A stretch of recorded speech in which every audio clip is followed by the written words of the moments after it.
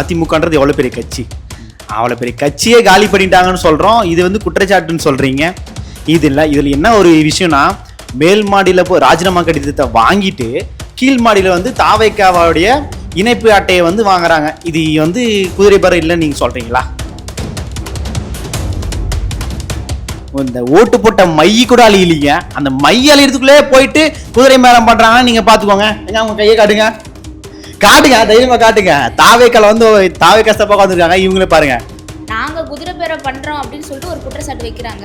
ஆனா இவங்க மாமா பேரம் அப்படின்ட்டு ஒண்ணு வைக்கிறாங்க. என்ன மாமா பேரம்? இல்ல எனக்கு புரியல, என்ன மாமா பேரம்? சட்டமன்றத்துல உங்க பின்னாடி திரும்பி பாருங்க, மொத்த பேரும் அதிமுக தான் இருப்பாங்க. அது எங்களோட சாமைக்கிறதானங்க. நாங்க சிறுக ரெண்டு கட்சியும் சேர்ந்து ஆட்களை சேர்த்து வச்சா வருவாங்களாம். வந்துட்டு காசு கூட கொடுக்காம இவங்க வந்து குதிரை பேரன்ற பேர்ல இருக்கிற ஆட்களை ஃபுல்லா அவங்க போய் இழுத்துப்பாங்களாம். அப்ப நாங்க என்ன நாக்கு வலிச்சுட்டு போறதா? நாங்கள் செத்த பாம்பே போட்டு அடிச்சுக்கிட்டே இருந்தோம், நடுவில் கருநாகம் வந்துருச்சு அப்படிங்கிறாரு. அப்போ அந்தளவுக்கு கேர்லெஸ்ஸாக தான் 75 ஆண்டு கட்சி நடத்துனீங்களா? எங்கள் ஃபோக்கஸ் ஃபுல்லாகவே சத்தப்பாம்பு மேலே தான் இருந்துச்சு. திடீர்னு பார்த்தா கருநாகம் ஒன்று உள்ள தந்துருச்சு. கீரிப்புள்ள, கருநாகம், செத்த பாம்பு, இதே தான் உங்கள் வாயில் வந்து வரும். இதை மட்டும்தான் நீங்கள் பேசிகிட்டு இருப்பீங்க. நாங்கள் வந்து கழுகு மாதிரி மேல் நோக்கி போய்கிட்டே இருப்போம். என்ன அப்பப்போ எங்களுக்கு பசி எடுத்தா உங்களை வம்புழுக்கணும் அப்படின்னா வந்து கீழே வந்து ஒரு கொத்து கொத்திட்டு போவோம். இந்த திருட்டு திமுக ஆட்சியை வச்சுக்கிட்டு ஊரடிச்சு ஒலையில போட்டு ஒரு கல்யாண வீட்டுக்கு போனதுக்கே உங்களால் தாங்க முடியல. இன்னும் 2031 எத்தனை கல்யாணம் நடக்கும்? எல்லா கல்யாணத்துல போயிட்டு உங்களை போலன்னு பொழந்து கழுகு பறக்க முடியாத அளவுக்கு ராக்கே உடைச்சு போடுறாங்க. திமுக தான் இந்த மாதிரி பண்ணிட்டு இருக்கு. திமுக வந்து இதெல்லாம் பண்ணுச்சு மக்களுக்கு, தாவேக்க ஒண்ணுமே பண்ணல அப்படின்ட்டு கதறிக்கிட்டே இருக்காரு. எதுக்கு இந்த கதறல்? எரியுதடி மாலா. சித்திரை ஒன் மீடியாவின் அரசியல் ஆக்ஷன். ஓகே, இன்னைக்கு ஒரு பரபரப்பான அரசியல் ஆக்ஷன் நடந்துருக்குது. என்ன அப்படின்னா, ஆர்எஸ் பாரதி, திமுகவின் ஆர்எஸ் பாரதி, திமுகவின் அமைப்பு செயலாளர் இப்போ பத்திரிகையாளர்களை சந்திச்சிருக்கிறாரு. அவர் வரிசையாக பலவிதமான குற்றச்சாட்டு வச்சுருக்கிறாரு. அதில் முதல் குற்றச்சாட்டு எப்பவும் போல் பேரம், குதிரை பேரம். அதுவும் நீங்கள் சபாநாயகரை வச்சு நடத்துகிறீங்களாம்மா திமுக தம்பி. இதை பற்றி என்ன சொல்ல வரீங்க? ஐயா, முதல்ல வாயில் போட்டுக்கோங்க. குற்றச்சாட்டெல்லாம் ஒன்றும் கிடையாது. சரி தம்பி, சரி. குற்றச்சாட்டெல்லாம் நாங்கள் வைக்க கிடையாது, இது உண்மை. அதாவது அதிமுகவில் பார்த்தீங்கன்னா, அதிமுகன்றது எவ்வளோ பெரிய கட்சி, அவ்வளோ பெரிய கட்சியே காலி பண்ணிட்டாங்கன்னு சொல்கிறோம். இது வந்து குற்றச்சாட்டுன்னு சொல்கிறீங்க. நீங்கள் வந்து எம்எல்ஏ போஸ்ட்டுக்கு நின்று தோற்று போனவங்க, இல்லைன்னா அந்த கட்சியினோட தொண்டர்கள், இவங்களை வந்து நீங்கள் தாவேக்கால இணைக்கலாம். ஆனால் அத்தனை காசை செலவு பண்ணி, மக்களோட வரி பணங்களை செலவு பண்ணி ஒரு சட்டமன்றத்தில் எம்எல்ஏ வந்தவரை வந்து நீங்கள் பேரம் பேசி உங்கள் பக்கம் இழுத்துட்டு இப்போ அதிமுகன்ற ஒரு கட்சியே இல்லாமல் பண்ணிட்டீங்களே. இதில் என்ன ஒரு விஷயம்னா, மேல் மாடியில் போய் ராஜினாமா கடிதத்தை வாங்கிட்டு கீழ் மாடியில் வந்து தாவேக்காவுடைய இணைப்பு அட்டையை வந்து வாங்குறாங்க. இது வந்து குதிரை பேரம் இல்லைன்னு நீங்கள் சொல்கிறீங்களா? இதுவே ஒரு கேவலமான விஷயம். இதை விட இன்னொரு கேவலமான விஷயம் என்ன தெரியுமா?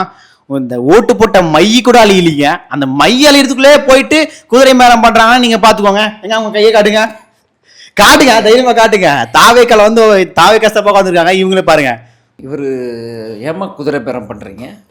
சார், குதிரை பேரம் நாங்கள் பண்ணுறோமா? அது வந்து குற்றச்சாட்டை அவர் வைக்கிறாங்க, அவ்வளோதான். நாங்கள் குதிரை பேரம் பண்ணுறோம் அப்படின்னு சொல்லிட்டு ஒரு குற்றச்சாட்டு வைக்கிறாங்க. ஆனால் இவங்க மாமா பேரம் அப்படின்ட்டு ஒன்று வைக்கிறாங்க. என்ன மாமா பேரம்? இல்லை எனக்கு புரியல, என்ன மாமா பேரம்? இருங்க சொல்கிறேன். அதிமுகவை வந்து நாங்கள் கலைக்கிறோம் குதிரை பேரம் பேசி அப்படின்னு ஒரு குற்றச்சாட்டு வைக்கிறீங்க.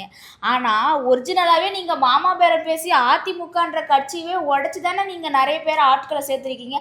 சட்டமன்றத்தில் உங்கள் பின்னாடி திரும்பி பாருங்கள், மொத்த பேரும் அதிமுகவில் தான் இருந்திருப்பாங்க. அதிமுகலேருந்து எல்லாமே வளர்த்துக்கிட்டு எல்லாத்தையும் தெரிஞ்சுக்கிட்டு அந்த மாதிரி இருக்கிற ஆட்களை எல்லாருமே தான் உங்கள் திமுக ஆளுங்க வந்து வச்சுருப்பாங்க. ஏங்க, அது எங்களோட சாமைக்கிறதானங்க. அது எப்படி இதுலயே தெரியலையாங்க? சாமர்த்தியத்தானு சொல்கிறீங்க. அப்போ நாங்கள் அவங்க வந்து குதிரை மேலே பேசிலாம் அழைக்கல. அவங்களா எனக்கு வந்து அதிமுக தேவையில்ல, அதிமுகவில் வந்து நிறைய சதிகள் நடக்குது, ஜெயலலிதா எம்ஜிஆர் அவர்கள் உருவாக்கின கட்சி, இப்போ வந்து எடப்பாடி அவர்கள் வந்து சரியாக வந்து தலைமை பொறுப்பில் வந்து இருக்கிறவங்க சரியான முடிவு எடுக்கலை, அந்த மாமா பேரத்தை பேசி எடப்பாடி அவர்களே வந்து திமுக கூட கூட்டணி வைக்கிற அளவுக்கு நீங்கள் பேசினவங்க தானே நீங்கள், அதனால் அவங்களுக்கு பிடிக்கல அப்படின்றதுனால அவங்க தாவேக்கால வந்து இணையிறாங்க. இதில் எங்கே குதிரை பேரத்தை நீங்கள் பார்த்தீங்க? சோஃபா பேரும் குதிரை பேரம்னு சொல்லிட்டு இருக்கீங்க. அதாவது எங்களுக்கு ஒரு கட்சி வேணாம் பிடிக்கல அப்படின்னு சொன்னால் நாங்கள் எந்த எல்லைக்கு வேணால் போவோம். திமுகவும் சேருவோம், அதிமுகவும் சேருவோம். அதை பற்றி நாங்கள் இங்கே பேச வரலைங்க. நாங்கள் சிறுக ரெண்டு கட்சியும் சேர்ந்து ஆட்களை சேர்த்து வச்சா வருவாங்களாம். வந்துட்டு காசு கூட கொடுக்காம இவங்க வந்து குதிரை பேரன்ற பேரில் இருக்கிற ஆட்களை ஃபுல்லாக அவங்க போய் இழுத்துப்பாங்களாம். அப்போ நாங்கள் என்ன நாக்கு வலிச்சிட்டு போகிறதா? இருங்க, நீங்களே வந்து பாயிண்ட் எடுத்து கொடுக்குறீங்க. குதிரை பேரம் சொல்கிறீங்க, காசே கொடுக்காம வந்து குதிரை பேரம்னா காசு கொடுத்து ஆட்களை வர வைக்கிறது தான் குதிரை பேரம் சொல்லணும். நீங்கள் என்ன சொல்கிறீங்க? குதிரை பேரம் பண்ணுறீங்க, ஆனால் காசே கொடுக்காம குதிரை பேரம் பண்ணி ஆட்களை இழுத்துக்கணும்னா இது நீங்கள் பேசுகிறதே ஒரு இது வரும். நீங்கள் தான் வந்து மாமா பேரம் பேசி ஆட்களை இழுக்கிறீங்க, அதுதான் உண்மை. நீங்கள் பேசுறதுக்கு எந்த ஒரு காரணமும் இல்லாமல் குதிரை பேரம் அந்த பேரம் இந்த பேரம் பேசிகிட்டு இருக்கீங்க. அது மட்டும் இல்லாமல் ஓபிஎஸ் இபிஎஸ் அவங்க 2 பேருக்கு பிரச்சனையை ஏற்படுத்தி ஓபிஎஸ் அவங்கள வந்து கொஞ்சம் கொஞ்சமாக இழுத்து உங்கள் பக்கம் இழுத்துக்கிட்டு தேர்தல் வர நேரத்தில் ஓபிஎஸ் பக்கம் இருக்கிற தொண்டர்கள் எல்லாரையும் இழுத்து ஜெயிச்சிருக்கீங்க. நீங்கள் நடத்துறது தான் மாமா பேரம். அவங்க மட்டும் இல்லைன்னா நீங்கள் வந்து 2வது இடத்துல இருந்திருப்பீங்க, 4வது இடத்துல இருந்திருப்பீங்களோ இல்லை 3வது இடத்துல இருந்திருப்பீங்களோ. இது வந்து மாமா பேரம் அப்படின்னு சொல்கிறது தான் கரெக்டான ஒரு பேராக இருக்கும். நீங்கள் வந்து எங்களை குதிரை பேரம் பேசுகிறோம் அப்படின்லாம் சொல்லக்கூடாது. நீங்கள் குதிரை பேரம்னா அவங்க மாமா பேரம்னு எகிரி அடிக்கிறாங்க. அதில் இன்னொரு விஷயம், காசே வாங்காமல் ஆள் சேர்க்குறீங்க, நீங்களே வாய் கூசாமல் பேசிட்டீங்க. அப்போ எப்படி இது குதிரை பேரமாகும்? சரி, ஓகே. அதை விட இன்னொரு நம்ம ஆர்எஸ் பாரதி அவர்கள் இன்னொரு விஷயத்த சொல்லி ஃபீல் பண்ணியிருக்கிறாரு. நாங்கள் செத்த பாம்பே போட்டு அடிச்சுக்கிட்டே இருந்தோம், நடுவில் கருநாகம் வந்துருச்சு அப்படிங்கிறாரு. அப்போ அந்தளவுக்கு கேர்லெஸ்ஸாக தான் 75 ஆண்டு கட்சி நடத்துனீங்களா? அதாவது நாங்கள் கேர்லெஸ்ஸாக இருந்திருந்தோம்னா இத்தனை ஆண்டாக வந்து இருந்திருக்க மாட்டோம். நாங்கள் எப்போவே வந்து ஏடிஎம் கிட்ட அடி வாங்கி நாங்களும் ஒரு செத்தப்பாம்பு ஆகிட்டு இருப்போம். அதாவது செத்தப்பாம்பு நாங்கள் எதுக்கு சொல்கிறோன்னா, இவங்க விஜயோடைய கட்சி இருக்குல்ல தாவேக்கா, அதை வந்து நாங்கள் ஒரு பாம்பாக கூட மதிக்கலை.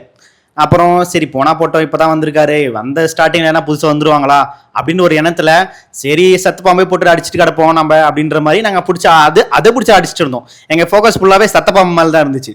திடீர்னு பார்த்தா கருணாக ஒன்று உள்ளது வந்துருச்சு, அதை யாரும் கவனிக்க முடியலையே. அதுதான் ஒரு பெரிய எங்களுக்கு பெரிய அடியே அதை தான் இருக்குன்னு நினைக்கிறேன் நான்.